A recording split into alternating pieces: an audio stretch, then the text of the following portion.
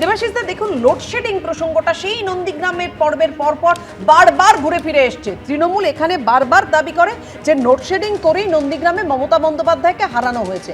আজকেও মমতা বন্দ্যোপাধ্যায় কর্মীদের নিয়ে একবারে এজেন্ট যে ছিল, কাউন্টিং এজেন্ট, তাদের নিয়ে যে ভার্চুয়াল বৈঠক ছিল তাতে বার্তা দিয়েছেন, বলছেন যে 10 সেকেন্ডের জন্য লোডশেডিং যেন না হয় দেখবেন, তাহলে মেশিন বদলে দেবে ওরা। দেখো, এখানে এই সরাসরি প্রশ্নের উত্তর দেওয়ার আগে একটা শুধু কথা বলছি। আগের পর্বের আলোচনার মধ্যে যেহেতু একটা কোর্ট রেফারেন্স এসছে, বন্ধু শিষ্যেন্দ্র ওখানে রয়েছে ভালো জানে, নির্বাচন কমিশনের যে লাস্ট সার্কুলার 2023-এর সার্কুলার, আমরা যদি শুধুমাত্র সেটা দেখি, সেখানে এবারের জন্য নয়, চিরকালের জন্য নির্বাচন কমিশনের যে সমস্ত মৌলিক সার্কুলার রয়েছে তাতে পরিষ্কার বলা রয়েছে 5টা অংশ থেকে মানুষ নিয়ে নির্বাচন প্রক্রিয়াটা সংগঠিত করা সারা দেশের জন্য। কী কী জায়গা বলা রয়েছে? State government employee, state government undertaking, central government employee, central government undertaking, bank, LIC etcetera.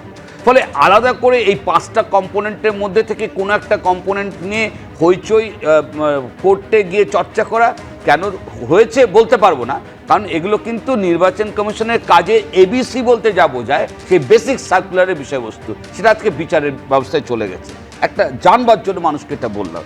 দ্বিতীয় কথা হচ্ছে, এই যে বামপন্থী দলগুলো চিরকাল এই রাজ্যে গত 15 বছরে বিভিন্ন নির্বাচনে এই যে ballot box protection, ballot box চুরি করা, মানুষের ভোট চুরি করা, ব্যালট পেপার খেয়ে ফেলা, এই যে অভিযোগগুলো তুলতো, আজকে দেখা যাচ্ছে অ্যাবসলিউটলি তো আমরা দেখেছি, এটা কোনো কাল্পনিক বিষয় নয় যে কিভাবে গণতন্ত্র আমাদের রাজ্যে পঞ্চায়েত স্তর থেকে প্রতিটি নির্বাচনে যেভাবে বারবার করে হত্যা হয়েছে সেটা আমরা দেখেছি।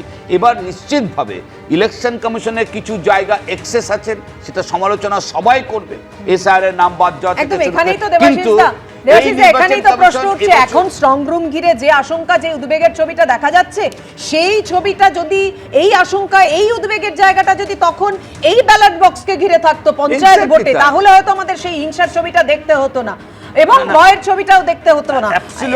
ব্যালট খাওয়ার যে একেবারে বেনজির ছবি আমরা দেখেছি। বেনজির শব্দটা যখন বললাম, প্রতীকদার কাছে আসবো, প্রতীকদা এই ছবিটা এত আমরা সত্যিই দেখিনি গত কয়েক বছরের ভোটে, যে মুখ্যমন্ত্রী গিয়ে তিনি বুথ পাহারা দিচ্ছেন, তিনি স্ট্রং রুমে আগলে রাখছেন, শুভেন্দু অধিকারী তিনি নেমে পড়ছেন ময়দানে। আমি বলছি, স্ট্রং রুম ঘিরে যে সংঘাতের ছবিটা তৈরি হলো, কেন এই জায়গাটা তৈরি হওয়ার কারণটা কি? দেখুন, দুটো রাজনৈতিক দলই বলছে তারা নাকি জিতে গেছে বিপুল ভোটে এবং 200-র ওপরে আসন পেয়ে গেছে, অথচ তাদের শরীরী ভাষা এবং কাজকর্ম বোঝাচ্ছে যে তারা এখনো মানুষের মনটা কোন দিকে এখনো জানেনি না।